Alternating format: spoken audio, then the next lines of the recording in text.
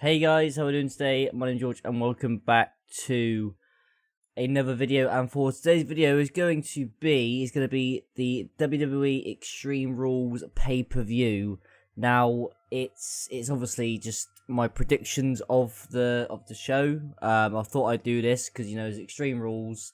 The next night Paul Heyman's supposed to be taking over Raw. Well, not I'm on about being the executive person behind the scenes, etc. So hopefully leading into this, at the aftermath of this, hopefully things make sense, because sometimes a lot of things don't make sense in the WWE. So I just decided, you know what, let's see how they're going to do this. Extreme Rules this Sunday.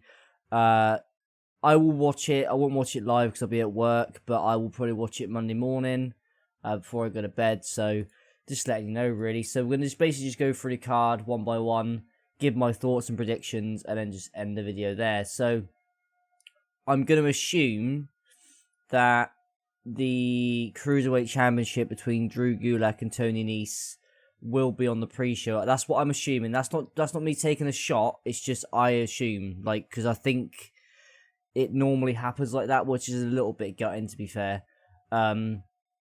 Now, I believe I will probably go with Drew Gulak for this one, just because I think he won it last month. So there's not really any point in maybe. I mean, it's up to them. I'm just saying Drew Gulak to go with that. I don't really have too much opinion on it because I don't really watch 205 Live, which is a bit of a shame. It's just too much wrestling to watch, and I can't watch everything. So that's just the way it's gonna have to be, unfortunately. So that's just the way it is. I reckon Tony Nese. Fucking, I just said Drew Gulak. Drew Gulak will win the Cruiserweight. Well, he will retain. Fucking hell, George. Jesus Christ, you only just got up. So I think for the next one, we're going to go for the Raw Tag Team Championships in the Revival versus the Usos. Now, it's quite mad because I love both teams. I think the Revival, they're great. The Usos are probably up there with one of the best tag teams in the world right now. I don't know what it is, but they've always just been consistent throughout, and I think it's difficult because the Revival, I believe, have they signed new deal? I'm assuming they've signed new deals, right? They've got the Raw Tag Team Championships. It would be a little bit silly for the Usos to win just because, I think the Revival need more of that something, and having the Tag Team Championship would probably help them, you would like to think. It will be a good match, though. I am looking forward to that match. I mean, I wasn't really bothered about it beforehand, but I still think it's going to be a good match regardless, so I wouldn't be bothered if either team won. If the Usos won, then that's fine by me, but I think the Revival will just keep the titles for now. And so yeah, I think the Revivals will retain. This is going to be sort of like a shorter video because I'm just going to go through the matches, and then sort of go through that. So I think the Revival will have that one in the bag, I hope anyway. So the next one we're going to go for is Aleister Black versus Cesaro. Now, a lot of people are going to be calling this match of the night, and it makes sense why people will be calling this match of the night, but obviously, the whole thing with Aleister Black, it's a bit strange because, we didn't really know who it was going to be. Now, they couldn't really put him with Bray Wyatt because Bray Wyatt's going under a new gimmick as well. So, it would have been cool. I mean, somewhere down the line, hopefully WWE do that and have Aleister Black versus Bray Wyatt. But it sort of didn't make sense in the end for it to be Bray Wyatt to challenge Aleister Black for his first, singles run in WWE on the main roster. So it sort of makes sense that they're going to put Cesaro in there because he's been there for a very, very long time. You know how good he is. It's going to be a fantastic match. I'm actually really looking forward to it. It's just a shame it's not for a title. Do you know what I mean? It's just one of those things where I just don't want to go on a rant. And I'm not going to go on a rant. I'm going to just keep Extreme Rules, the card itself, and then we can look forward to Raw the next night. And hopefully we get a little bit more nice viewing for 3 hours, which I highly doubt, but you never know. So yeah, so I reckon Aleister Black will obviously win this because you know this is first main roster singles run. Makes sense. I mean, it's going to be a good match. I'm sure Cesaro will look just as good. And he like, obviously, I know he's going to lose, but he'll probably look just as good as Aleister Black.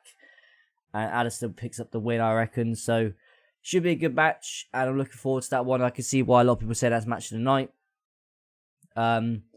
So I am looking forward to it. So the next one we're going to go for is going to be, let's do the SmackDown Women's Champion Bayley versus Alexa Bliss and Nikki Cross in a 2-on-1 handicap match. Now it's a bit strange because I've not really kept this storyline in my head. Like I have a vague idea about Alexa Bliss potentially using Nikki Cross, but then Nikki Cross could potentially, turn on Alexa Bliss at any point because hopefully she knows that and it makes sense. But I don't know about this one. Now, I can see there been a bit of probably miscommunication between Alexa and Nikki, right? But then there's a lot of talk about Sasha Banks coming back to help Bayley, which sort of makes sense, I suppose, because I have watched it. They've been teasing a few things about it all, so it just makes sense. It's not a make sense. It's more like a hint of like it could happen, and if it does happen, then the crowd will pop anyway because we all miss Sasha Banks deep down. She did get a lot of criticism, but not a lot. But I feel like with the few things that were mentioned a while back about things, I'm not gonna get into it again. But I think probably Bayley will retain, just because I can't see Alexa Bliss winning or Nikki Cross. Although it would be sort of cool if Nikki Cross does pin the champion and obviously wins the SmackDown. Yeah, so it'd be like this whole Alexa and Nikki thing, and then they'll probably turn on each other. Except what I'm on about. So that hopefully, I'm all for Bayley winning, if Sasha retains. If Sasha, what the fuck am I on about? If Sasha returns, I meant same thing. Retain, same thing. So yeah, either or. I feel like Sasha will be coming back, hopefully anyway. So then next we're going to be doing the SmackDown Tag Team Champions, Daniel Bryan and Rowan versus Big E and Xavier Woods versus Heavy Machinery. Now, it's got promise. I mean, you got Xavier Woods and Big E in the match, and Daniel Bryan will probably be carrying this match for the majority of it. But Heavy Machinery obviously picked up the win as well. Sort of make them look strong, I suppose. But it's a bit difficult. I mean, it's sort of, again, I don't want to be harsh again, but I'm probably going to say Daniel Bryan and Rowan will probably retain, just because there's not really much more. Like, there's not, like, Heavy Machinery hopefully will win the Tag Team Championship soon, but on the SmackDown roster right now, in regards to teams, there's not really that many, and there's not really any point in just moving Daniel Bryan and Rowan as not a tag team, Do you know what I mean? So I feel like it's going to be a good match. I feel like it will be good, but it sort of makes sense if Daniel Bryan and Rowan do retain, just because there's not really that much more going on, and yeah, I just feel like it just sort of just makes sense for it to do that like that way anyway. So I reckon Daniel Bryan and Rowan will retain, but Heavy Machinery will probably get their run at some point. I hope anyway. That's what I'm saying. So let's go for the next one. We're going to go for Braun Strowman versus Bobby Lashley in the Last Man Standing. Now, obviously, I didn't care too much about it. And then we had this whole thing about them going through the stage arena thing with Bob the thing, and then everything pyro, and then Corey Graves saying holy shit, and then, it just sort of looked good. And then Bobby Lashley I think he was on SmackDown the next night and there was no Braun, so he was like, well, what's going on? But I feel like either man will win this. Obviously makes sense because that's sort of the whole point. I mean, it would be nice if Braun went over, I think, but Bobby, I don't know, like, ever since the thing with Leo Rush happened and, you know, it's just not the same, is it? It's just not the same. It was cool, though. Those two were cool together, and now they're not together, and it's really annoying. But I hope Braun does it, so I'm going to go for Braun for this one. But if they want to go with Bobby, then they better push Braun to the moon, which is apparently what they're going to be doing anyway. But if that is the report that is happening, then hopefully Braun does win this match. You can still make Bobby look really, really strong in this match. I'm sure you can. We know how good Bobby is at some point. You know, he's okay. He's not brilliant, but he's got his moments. Put it that way. So I'm going to pick Braun for that one. Now, how many more matches is there? So there's 1, 2, there's 4 more matches left. Let's go with The Undertaker and Roman Reigns versus Shane McMahon and Drew McIntyre. Now, I don't get this. I don't get it, right? I don't get it. Like, I love Drew. Drew's great. Undertaker makes sense that he's in a no-holds-barred match this match is a no-holds-barred match because, you know, just sort of makes sense because The Undertaker can't. I don't think he can go as much as he can, or as he probably thinks anymore. But I love The Undertaker, so yeah, it doesn't really matter. Roman Reigns, yeah, I'm not a huge fan of Roman Reigns, to be honest, but yeah, I don't really care for this match. I mean, I don't care. I don't understand why. I don't get this. I don't understand. Like, we know Shane McMahon's the best in the world, and he's not. He's not. This is just a joke. Surely the whole thing is a joke. Like, you cannot tell me, right? If anyone out there genuinely believes if Shane McMahon's the best in the world, you just let me know, alright? You tell me why as well. It'd be great. But probably you're gonna have The Undertaker and Reigns win this. I mean, I hope they do, because then I don't want Shane and Drew to win, just because I hope Shane gets pinned. I hope. I don't want Drew getting pinned.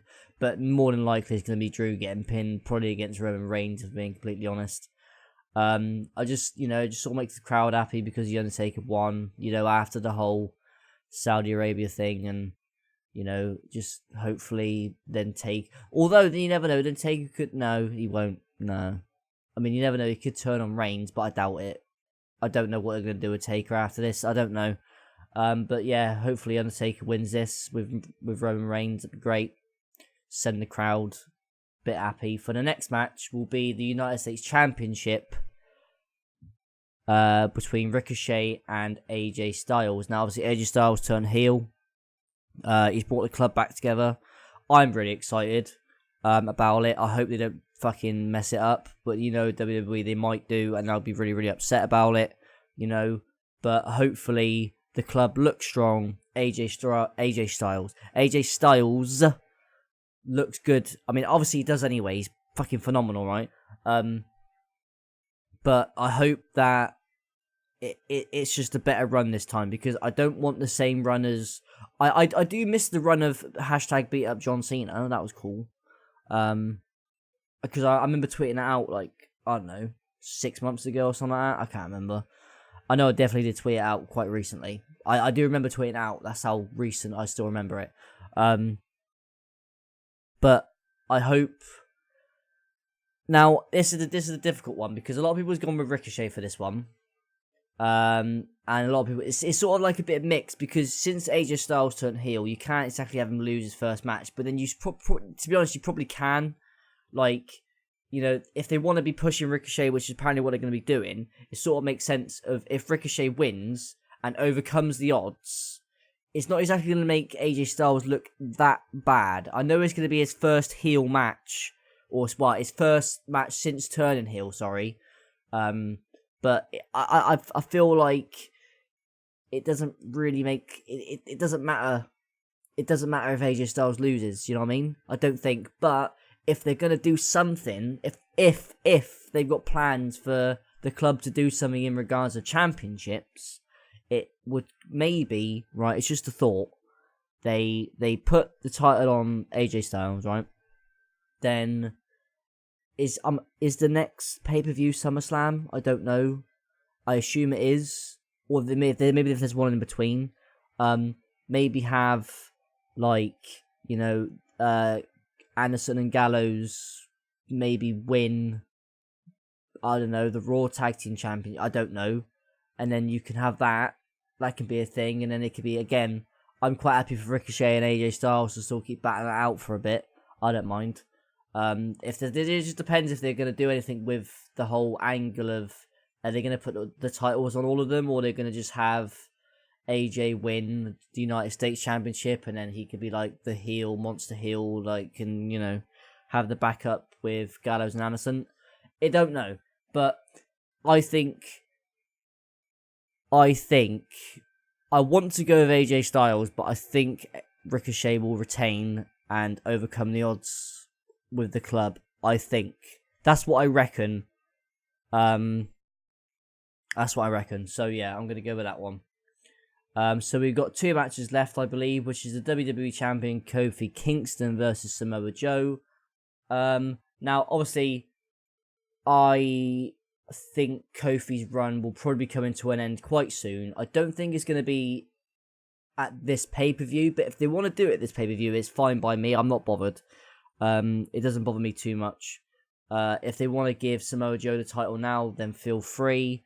But it would be sort of cool if Joe won it at SummerSlam, just because it's like the second biggest pay-per-view of the year, and it'd be cool for him, because he does deserve it. I think Joe is great. He's got everything in a sense of being a wrestler. He's good on the mic. He's got a good in-ring ability, and he is getting on a bit. So I think he is anyway. I feel quite bad. I'm pretty certain, like, he does need a WWE Championship run now.